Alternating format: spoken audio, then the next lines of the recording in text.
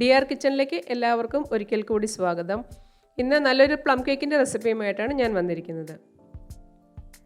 അതിനായിട്ട് ആദ്യം പഞ്ചസാര കരിച്ചെടുക്കണം. ഒരു 1/4 കപ്പ് പഞ്ചസാരയാണിത്. അതൊന്ന് കാരമലൈസ് ചെയ്തെടുക്കാം. മെൽറ്റായി വരുമ്പോൾ ഒന്ന് നമുക്ക് ചെറുതായി ഒന്ന് ഇളക്കി കൊടുക്കാം.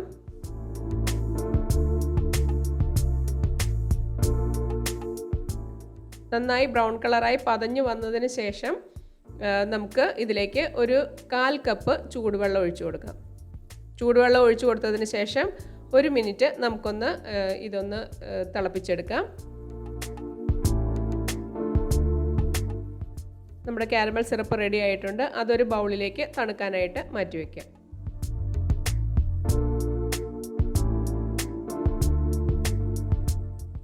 ഇതൊരു കപ്പ് മൈദയാണ്. അതിലേക്ക് 1/4 ടീസ്പൂൺ ബേക്കിംഗ് സോഡയും ഒരു 2 നുള്ള് ഉപ്പുമാണ്. അത് രണ്ടും ചേർത്ത് നന്നായിട്ടൊന്ന് മിക്സ് ചെയ്തെടുക്കാം.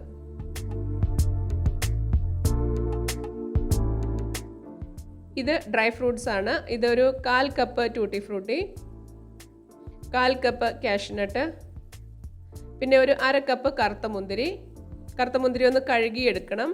അതിൽ ഒത്തിരി വിഷാംശം ഉണ്ടാവും. പിന്നെ ഒരു 2 ടേബിൾ സ്പൂൺ ചെറി, അതൊന്ന് കട്ട് ചെയ്തിട്ടതാണ്. പിന്നെ ഇതൊരു 2 ടേബിൾ സ്പൂൺ ഓറഞ്ച് സെസ്റ്റാണ്, അതായത് ഓറഞ്ചിൻ്റെ തൊലി വിളവിച്ചെടുത്തത്. പിന്നെ 1 ടേബിൾ സ്പൂൺ ബദാം, അതൊന്ന് കട്ട് ചെയ്തിട്ടതാണ്. ഇതെല്ലാം ഒന്ന് നമുക്ക് നന്നായി ഒന്ന് മിക്സ് ചെയ്തതിന് ശേഷം നമുക്ക് മാറ്റി വെച്ചിരുന്ന ആ പൊടിയിൽ നിന്നും 1 ടേബിൾ സ്പൂൺ പൊടിയെടുത്ത് ഇതിലേക്ക് ഒന്ന് മിക്സ് ചെയ്തെടുക്കണം. ഡ്രൈ ഫ്രൂട്ട്സ് ഇടുമ്പോൾ താഴെ അടിഞ്ഞു പോകാതിരിക്കാനാണ് ഇങ്ങനെ ചെയ്യുന്നത്.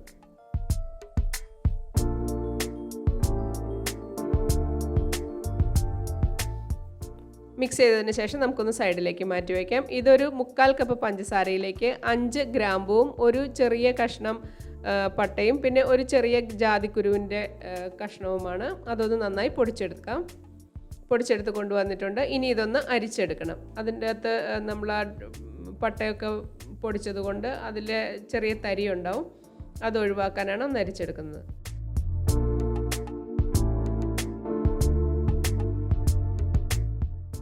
ഇത് 50 ഗ്രാം ബട്ടറാണ്, റൂം ടെമ്പറേച്ചറിലുള്ള ബട്ടറാണ്.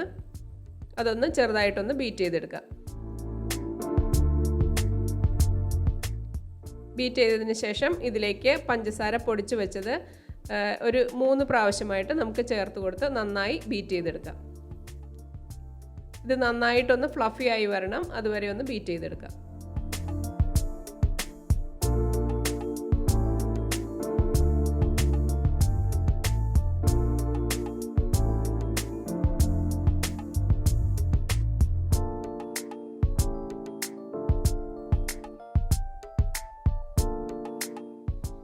നന്നായി ബീറ്റ് ചെയ്തെടുത്തിട്ടുണ്ട്.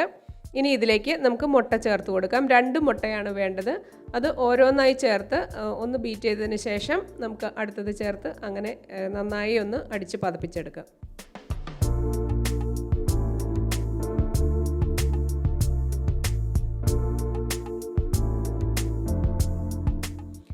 ഇപ്പോൾ മുട്ടയും നന്നായി അടിച്ച് പതപ്പിച്ചിട്ടുണ്ട്. ഇനി ഇതിലേക്ക് നമുക്ക് ഒരു 1/4 കപ്പ് എണ്ണയാണ്, അത് സൺഫ്ലവർ ഓയിലാണ് ഞാൻ ഉപയോഗിച്ചിരിക്കുന്നത്. അതുകൂടി ഒഴിച്ചതിന് ശേഷം നന്നായി ഒന്ന് ബീറ്റ് ചെയ്തെടുക്കാം. ഇനി ഇതിലേക്ക് കാരമൽ സിറപ്പ് തണുത്തതിന് ശേഷം ഒഴിച്ചു കൊടുക്കാം. അതും നന്നായി മിക്സ് ചെയ്യാം. നന്നായി മിക്സ് ചെയ്തതിന് ശേഷം നമുക്ക് മൈദയുടെ മിക്സ് ഇതിലേക്ക് ഇതും ഒരു 3 പ്രാവശ്യമായിട്ട് നമുക്ക് ചേർത്ത് കൊടുത്ത് ഇനി സ്പാച്ചുല ഉപയോഗിച്ച് ഒന്ന് നന്നായി മിക്സ് ചെയ്തെടുത്താൽ മതി.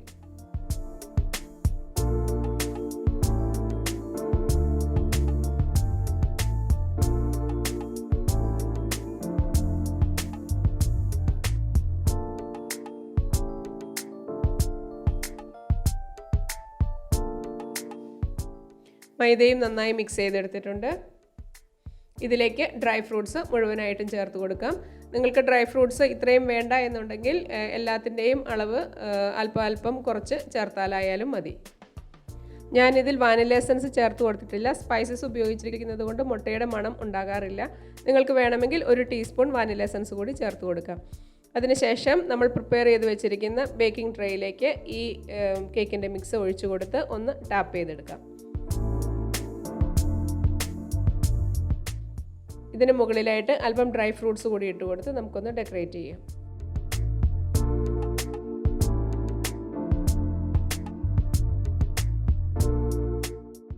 ഇത് പ്രീഹീറ്റ് ചെയ്ത ഓവനിൽ 180 ഡിഗ്രിയിൽ ഒരു 50 മിനിറ്റ്സ് നമുക്ക് ബേക്ക് ചെയ്തെടുക്കാം. കേക്ക് വെന്തോ എന്നറിയാനായിട്ട് നമുക്ക് ഇതുപോലെ ഒരു ടൂത്ത് പിക്ക് ഉപയോഗിച്ച് ഒന്ന് കുത്തി നോക്കിയാൽ നമ്മുടെ കയ്യിൽ അതിൻ്റെ ഒന്നും ആവുന്നില്ല എന്നുണ്ടെങ്കിൽ അത് കുക്കായി എന്നാണ് അർത്ഥം. ഇനി ഞാനിതൊന്ന് കട്ട് ചെയ്ത് കാണിക്കാം. വളരെ ടേസ്റ്റി ആയിട്ടുള്ള ഈ പ്ലം കേക്ക് നിങ്ങൾ വീട്ടിലൊന്ന് ട്രൈ ചെയ്ത് നോക്കൂ. നിങ്ങൾക്ക് ഈ വീഡിയോ ഇഷ്ടമായാൽ ലൈക്ക് ചെയ്യുകയും ഷെയർ ചെയ്യുകയും നിങ്ങളുടെ ഫീഡ്ബാക്ക് കമൻറ്റിലൂടെ അറിയിക്കുകയും ചെയ്യുക. ചാനൽ ഇഷ്ടമായാൽ സബ്സ്ക്രൈബ് ചെയ്യുക. താങ്ക്